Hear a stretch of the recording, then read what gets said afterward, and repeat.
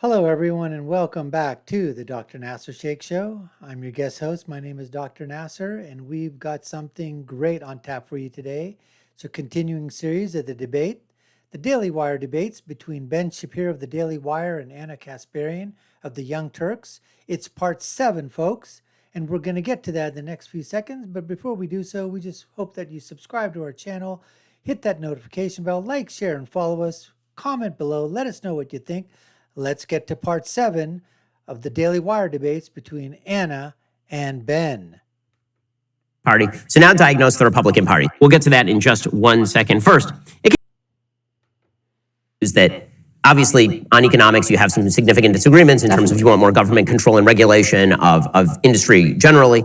You're a big fan of labor unions. Obviously, you and I have a wide-scale disagreement on that. I think that they radically raise costs, which is why you've seen so much business move out of the country, and also why you've seen fewer and fewer members of the private sector joining unions. Public sector unions are very powerful and robust in the United States. Private sector unions are increasingly not. But so what are sort of the big issues? You look at the Republican Party and you say these guys are just they're out to lunch. Well, okay, just putting policy aside for a second, it's more about what I'm noticing in terms of, I don't know if fracturing is the right word, but the Republican Party is in a little bit of a pickle, right? Because when it comes to, and tell me if I'm right about this, when you look at Republican voters, it appears that they're certainly attracted to the MAGA type candidates. So they'll do really well in primaries. But then once you get to a general election and the battle is really about those independent voters, those candidates really do struggle, and I think that's what really transpired in the 2022 midterm elections, right? These Trump-endorsed candidates who are further to the right, in my opinion, lunatics, like they'll do really well, but then all of a sudden they kind of try to tone down their rhetoric to appeal to either moderate Republicans or independent voters in the general election, and it's not really working out for them. So I'm curious what your thoughts are on that, because I think you, just based on what I know about you, based on the conversations we've had, you're just a traditional conservative in my mind, really, right? And so, and I remember you having some analysis post midterm elections that was, you hit the mark on the head, like, or the nail on the head. It was correct in that we need to stop promoting these like far right figures who aren't appealing to a broader electorate. What do you think the solution is going to be? Because I think your analysis is correct on that. So, I mean, I think that so much of this is attitudinal, meaning candidacies very largely in the primaries have become not about being far right politically. I mean, as you say, I'm a traditional conservative, which means it's hard to outflank me on the right. But when it comes to sort of the attitude that's taken by candidates, that's what's attractive. And that's driven largely by the polarization. I think that inside the Republican Party, there's been a move which is sort of understandable based on how assaulted people feel by the media in particular, that the more people attack a particular person on the right, the more people on the right rush to that person's defense and say this person is just the best thing since sliced bread. And that is, I think people see that as beginning with Trump, and it really didn't. I mean, I've been here the whole time, and I think that for a lot of Republicans, that really started mainly with McCain. The sort of move from, I can't believe these people, like John McCain is about as moderate a member of the Republican Party as it's possible to find, and yet suddenly he runs for president, and he's the worst person. Entire world, he's garbage, he's terrible, what's going on? And then the Republican Party responds by nominating the most milquetoast human being on planet Earth in 2012, Mitt Romney, who is as inoffensive as dishwater. I mean, he's just, he is just white bread. He's white bread with margarine. I mean, and everybody on the left immediately went to, he's the most scary person. He's forcibly cutting the hair of gay kids in the 50s, and he's the person who straps a dog to the top of his car. And Joe Biden out there saying he's going to put y'all back in chains. Mitt Romney's going to put y'all back in chains. Like, what in the? And so Republicans responded to that. Many conservatives did by like, why aren't we fighting this? We need to fight. Whoever is willing to punch somebody in the face is the person we're going to support. And so that's exactly what we've been saying even long before Donald Trump came on board, okay? And just remember, folks, there's a lot of things in terms of which I believe with. And so that's one of the things that I've been saying for the longest time. And I don't, in terms of with Ben Shapiro, there's a lot of things that I agree with him on, and there's things that I don't agree with him on. But I would consider myself to be a conservative as Ben. Maybe we describe our conservatism in different ways, but I'm a MAGA first conservative. I've always been MAGA first. And I know Ben obviously did not like Donald Trump because he was looking at all the other things. I was taking a look at the fact that what Trump was going to do for the country. Ben was looking at what Trump was not going to do for the country. And in terms of just his things that didn't have anything to do with the politics or the policies, at least, I'm concerned. And we wanted someone that was going to absolutely, push back against all the crap that was going on. We wanted someone that was going to basically say, enough is enough. We've been kicked. You kicked John McCain. You not only kicked Mitt Romney, but you kicked him and you kicked him and you kicked him. These people are completely moderates, and yet you guys are making them out to be the worst thing since Genghis Khan. So come on now. We need someone that's going to go up there and basically say enough is enough and fight for us, fight for the American people. And that's what we wanted. We wanted someone like Trump, and we got him. So in that regard, absolutely, America first, MAGA, Trumpism, you call it what you want, but that's what we want. Someone who's going to fight for the forgotten man, the forgotten woman, has a titanium spine, doesn't back up, doesn't give an inch, and is always completely on the offense, playing politics. And it's like in football, in political football, if you've got to be on the offense, you've got to be pressing it, you've got to be out there. You can't play defensive. You're going to lose the game if you play defensive politics. It's just not going to work out. Let's continue. That's how you get Trump. And then Trump wins.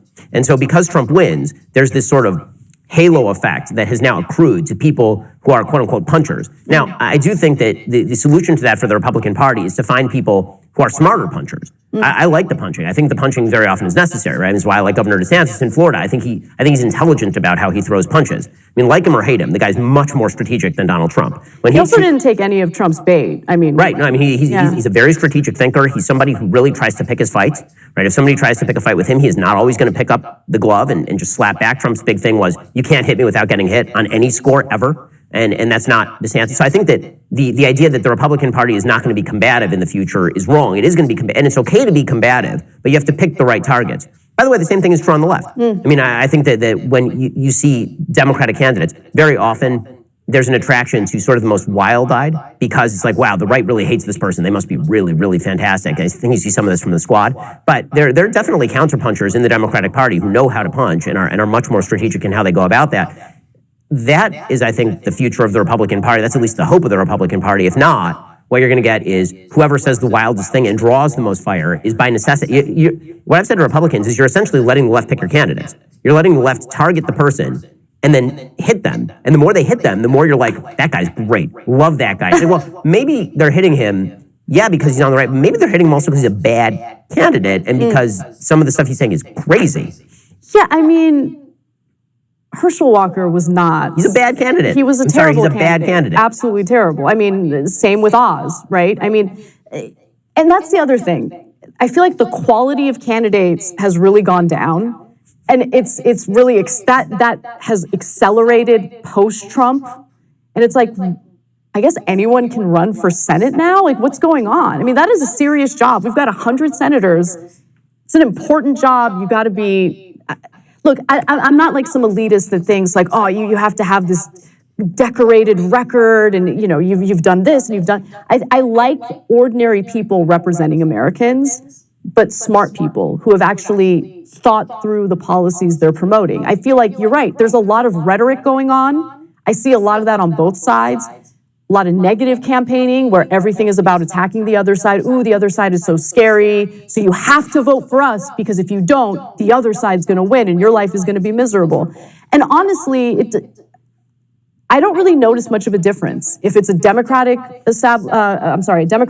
administration or a Republican administration, because at the end of the day, there's a lot of talk. I feel like there's a lot of show going on, but when policies need to be passed, and I think this is partly due to how our institutions are set up as well, nothing really gets done. Well, so I think that the purpose is that nothing should get done, but I think that the problem is that actually, in spite of that, things continue to grow. So I think we have an increasingly incompetent yet intrusive government, and so that's a bad combo. If you're going to have a government that is very intrusive, it better be damn good at what it does. And it seems like precisely the opposite. All of our institutions are failing to actually perform on the promises that they are promising, and then they promise in response more promises. And then people are like, well, that guy is promising a lot, so probably he'll do the job. It's like, well, maybe no one can do this job, which again, I keep coming back to the localism point, but I really think that it's easier to get things done on a local level than it is on and it was designed that way, and I'm not sure that that's a bad design. I think we have outsized expectations of what the federal government can do, and what that means is that whoever promises the most and talks the biggest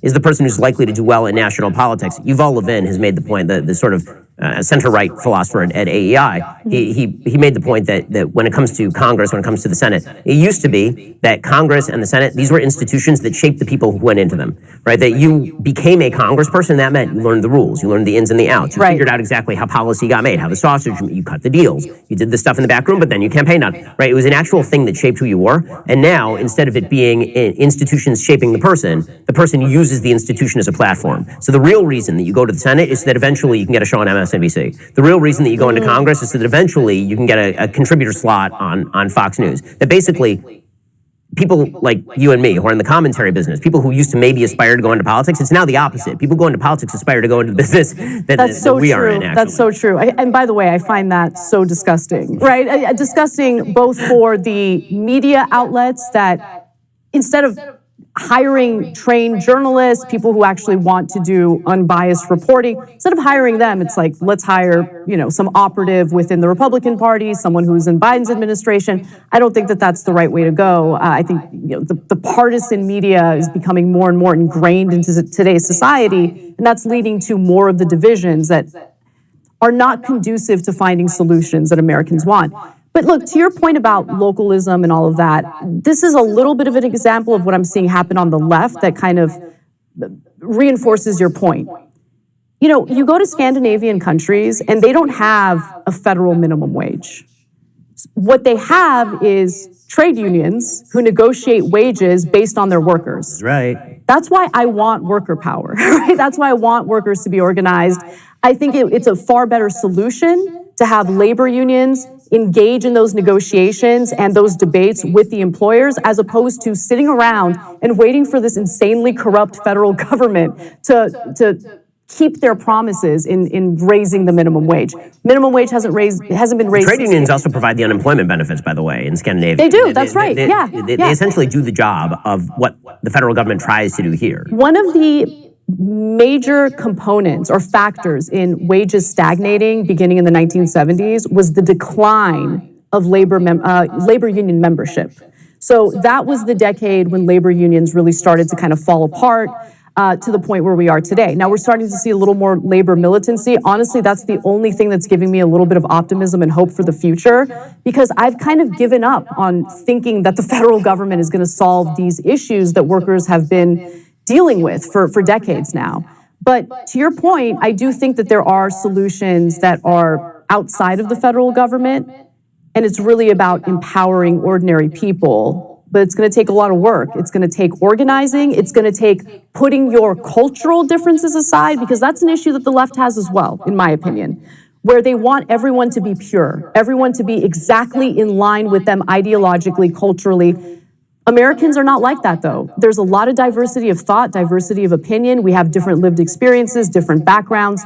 We need to meet people where they are and not assume that someone who might disagree with you on something is automatically a bad person or a rabid right-winger or whatever they want to, The problem is that diversity of thought, that diversity of opinion, it doesn't exist within the Democratic Party, Anna. It doesn't exist within the progressive movement. It doesn't exist within the moderate movement or the liberals or the Democrats or the media mafia cartels or the alphabet networks or the Hollywoods and hypocrite or academia or universities. That diversity of thought, diversity of opinion is completely persona non grata. They don't want to hear about it. They don't want to know about it unless you are lockstep, with them, Nazi goose stepping basically with the left and the Democrats and the liberal establishment. Because if you're totally against them, look at it. Conservative black, conservative Latinos, conservative women. And you know what? And if they happen to be minority and conservative, like I said, minority and black, minority and Hispanic, and they're conservative, they get attacked by the left. Why? Because they're offering their own diversity of opinion, their own diversity of thought. It's never going to change. It's always going to be that way. They're always going to drive that wedge inside there, because what they want is what you just said, Anna. They want absolute purity, absolute allegiance, absolute Nazi salutism to the liberal leftist movement. And if you don't adhere to that, you're out. Now that happens somewhat on the right, but it happens basically, for example, I'll give you an example. It does happen in terms of, for, pro-life, pro-choice. We want to have a big tent. And if there's someone who says that they're pro-choice and they're Republican, that's one of those tenets where you got to draw the line. If you're for abortion and for murder, I don't know how you could be a Republican. Maybe you can't be a conservative. Put it that way. But now we're talking life and death issues. We're not talking in terms of taxes or your position on a policy. All right. But it's not even a diversity of opinion, diversity of thought. We're talking about life. That's just one example that I can cite in terms of that. Anyways, let's continue. Accuse the other. And by the way, when it comes to private sector unions, I'm actually not fundamentally on principle against private sector unions, as long as there's freedom of negotiation and as long as people aren't getting kneecapped on the side of the road, right? The idea of collective bargaining, that's been part of negotiations since the beginning of time. There's nothing wrong with a set of workers saying, we wish to come and negotiate for a higher wage. The employer just has to also be able to say no from time to time. Otherwise, start your own company. Yeah. This is why I remember when last time we talked, we were talking about, the idea of, and Bernie was big on this, the idea of sort of collectivization of ownership of companies. And I said, that's called a stock agreement. That's fine. I mean, if you and your friends want to put together a company and you own the stock in the company and you decide the wages, that's just called the company. Like that's fine. And in fact, very often you have some of the biggest sort of collectively owned organizations. I think the biggest one in the world, I believe, is in Spain. Yes. Madrigal? Yeah. Yes. I think that's right. And they actually engage in hardcore capitalistic competition. That's right. And have had to cram down on their own workers wage decreases when the market actually undercuts them. Because ownership is still ownership. But those are decisions that are democratically made within the organization. Because it's connected to the people who actually have a stake in the organization. That's right. Meaning, and if you choose to take the risk, then you also choose to reap the reward. Correct. Yeah. Right? So one of the big problems, obviously, is that when we try to posit sort of labor versus management, what both sides are putting in there. There's an opinion by labor that labor is the sort of labor theory of value. Labor is the only thing that's valuable to the organization. And I don't agree with that, but it is a huge revenue. I mean, the revenue is created by the workers. And I think that part of the equation is completely left out of the discussion when you're in America. Well, again, I mean, I think that part of the revenue is created by the worker. Some is created by the capital risk that was made by the person. Sure. Some of it's created by the corporate structure. And this is why, again, I'm not against collective bargaining in a free market system where you're saying, listen, and we do this on an individual level. I think one of the big problems that we've had in terms of collective bargaining is that because it used to be that labor was very striated, it was a lot easier to do collective bargaining because so many jobs now are sort of individualized. This isn't to speak to like fast food workers or something, but you're talking about, at our company, for example, or your company, for example, you have very specialized jobs. And so the idea that you can collectively bargain for very specialized jobs, with very specialized job descriptions, it's actually incredibly hard to do that with any level of actual rationale. No, I mostly agree with you on that. So for instance, look, we have a portion of TYT that is unionized. I'm not part of that union because of the specialized nature of the work I do. Correct. So these you couldn't unionize. Right. These are the graphics artists, the editors. They decided to do it. More power to them. It's worked out, and I'm glad that they did it, and they're happy about it. Right. But when I think about labor unions, I'm mostly thinking about major companies like, let's say, Amazon, which you're seeing more and more of these Amazon warehouses either attempt to unionize, or in some cases, they've been successful in unionizing. I think it makes sense in that area, especially when you're talking about a company that's so massive that the workers are just